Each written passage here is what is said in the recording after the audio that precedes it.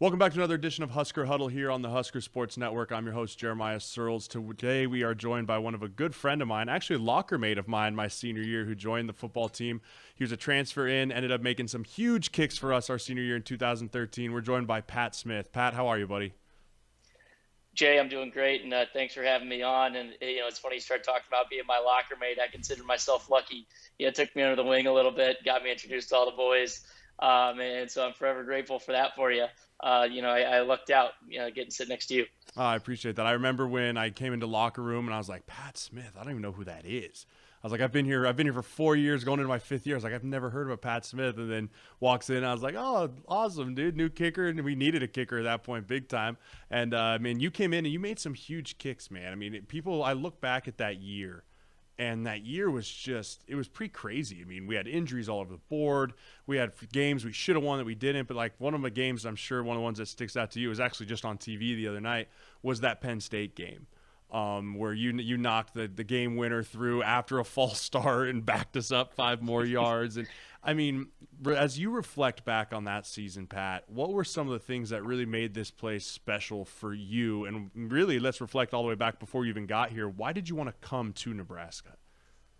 Well, it's crazy or funny that you mentioned, kind of the challenges of that season, and then tied it into the Penn State game. I'm sure you remember probably more than anybody, but the offensive line in that Penn State game was so beat up. I think we had 3 or 4 guys out or like barely playing, guys injured. And I think, we had guys that were on that field goal protection unit that hadn't ever traveled before. Just Brandon Chapek was a guy I remember. Yep. After that game, just how elated we all were, and just getting to celebrate with him. And his parents had a picture made of it and everything. But really just the team overcoming so much that year was so cool. But as I look back at just my own personal journey and going to Nebraska and what was interesting about it, and, what was really memorable for me, obviously just the opportunity to go there, especially as a 5th-year senior. I won 5 games the last 2 years before I went there. So, we won 9 games, and that was pretty special for me. Maybe not for everybody else, but the University of Nebraska just has so much, really prestige. And when you walk on campus, you can feel the energy behind the program. And it was a really big wow moment for me, being a kid from Illinois, not knowing much about the Huskers outside of, when I was growing up, them being really good.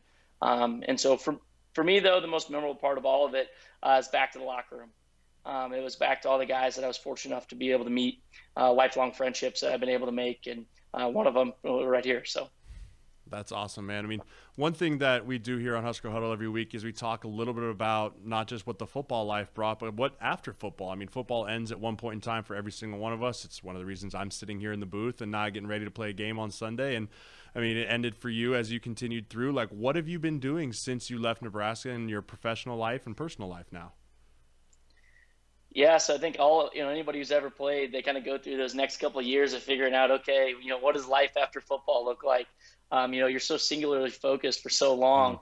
You all of a sudden go, okay, now what's next? What's that next chapter like? And I know we've talked about that before, and we know Spence obviously retiring. He's going through it right now, figuring out what that next step looks like. And so, for me, now I never would have thought, but I ended up working in the candy industry several years later. I was fortunate enough to get my master's degree at Nebraska, which was a cool opportunity, being a graduate transfer and getting to further my education there. But now work in the candy industry, national account manager, and sell nerds and sweet tarts and trolley gummy worms and all that kind of fun stuff. But you continue to find ways to bring about that competitive nature that you miss about football. And so whether it's achieving another sales target or whether it's, having some successful meeting with the customer, I always laugh and say, our big, customer meetings are like my game day now. That is what has kind of had to step and take place. And it probably took a while to find that. It's hard to match the excitement of 95,000 people all going crazy in the stands anytime that you're successful. But you find ways to, have fun and stay motivated and be competitive and do those kind of things, whether it's, in work, in big meetings or even, yesterday, Sam Cotton and myself and some guys are here in California because doing all the work from home stuff right now. So we figured, why not come out here? We got a little pickup basketball going yesterday. And, I'll say the Huskers aren't adding these two former football players to the basketball unit anytime soon. We were throwing up quite a few bricks yesterday, but we're banging to the post a little bit, having a good time. Absolutely. I think that competitiveness is something that I know for me, it's one of the things that's hardest to turn off. And I think that people understand, like, it's good to be competitive, but there can be that don't be the butthead competitive either. Like, it's good to compete in things, but it's okay to like turn that switch off sometimes. And I think some guys get lost in that fact of once you leave that realm, the ability to turn that competitive off and just enjoy something is still something I work on to this day. I mean, I can tell you that there's been plenty of nights that my wife and I have gone to each other not talking to because of Catan, the board game.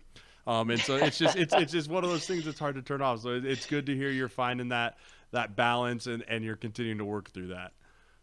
Finding that balance is tough, man. We were playing volleyball out on the beach just the other day, and we lost the first couple of games, and all of a sudden I started getting a little more serious than I probably should have, throwing some jabs here and there, start jump serving and really trying to bring the heat. And,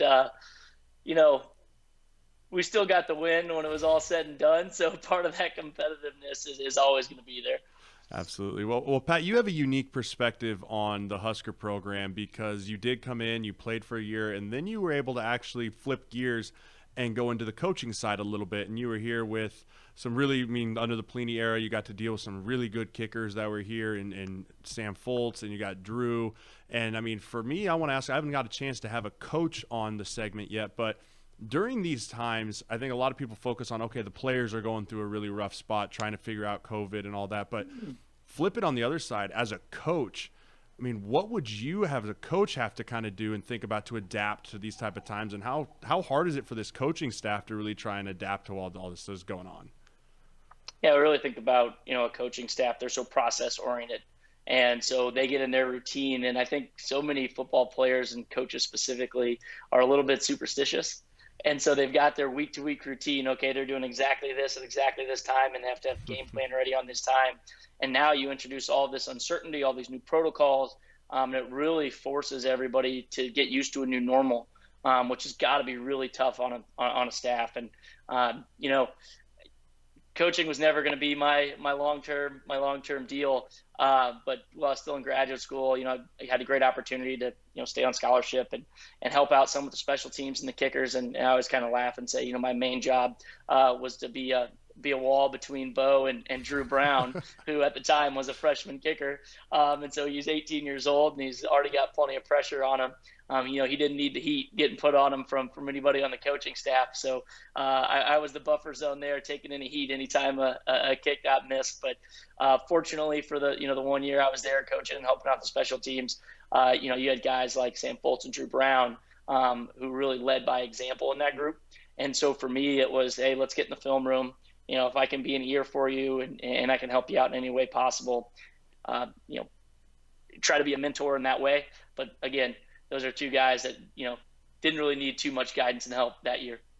Yeah, those are two, you named two incredible kickers there. I was so blessed to really have really quality special teams guys around me my entire career. When I got here, Alex Henry was banging them out, and then Brett Maher, and then we had yourself, and then we had Bondi who could just kick it through the uprights on the field goal or on the kickoffs every time, and Foltzy there. And so I think that's a position that I took definitely for granted while I was here. And I think that you can say as much as anything, like a kicker is an incredibly important part of any football team. They usually leave their schools or their teams, whatever, as leading point scorers. And so having a good special teams, as we've noticed here in Nebraska the last couple of years, is really important. I think that coming into Nebraska this year and looking at this team for this 2020 season, I think special teams are going to play an even more pivotal role with having a young defense and having some struggles on offense, scoring the ball, just punting, kicking in general.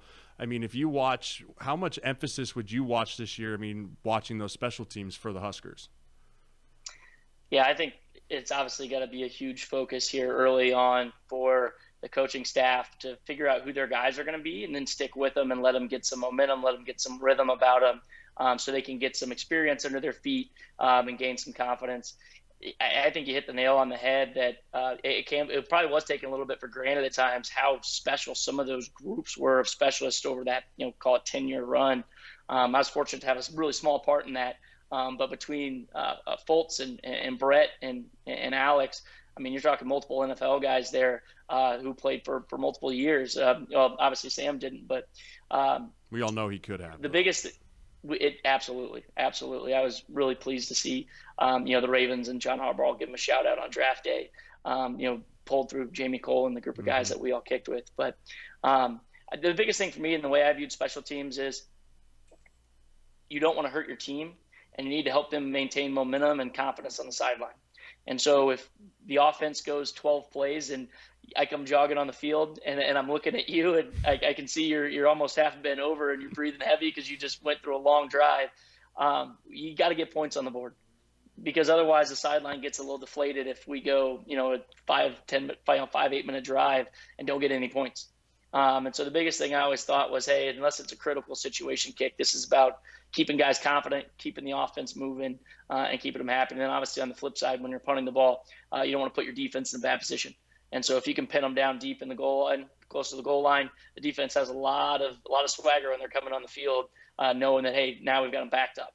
And so for me, I always thought special teams was so big just to keep the momentum of the game, even more so at times than the actual play itself. I've never thought of it like that, Pat. I think that's a great way to put it, and a great way is like the kicker can really, I mean, like you said, punting or kickoffs even, or even just like a big time field goal, really sway momentum from both sidelines. I mean, you go bang a 48-yarder, it can really deflate a defense. It's like, man, I thought we had him stopped. Or you miss an extra point, and like you said, like everything else just kind of has this cloud over it. So I think that's a really You got to bring up mixed extra points, Jay. Come on now. That was the one blemish. I missed more extra points than field goals my year in Nebraska, and you had to bring it up. I wasn't specifically referring to you, Pat. I promise I wasn't. You just saw my face and you were thinking about missed extra points. So no, it's all good, man. Getting pulled against Illinois for missing an extra point was never fun, but we figured it out. We got back on track. We made it work. We made it work, man. That wasn't the worst thing that happened to us this year. That's a definite fact. So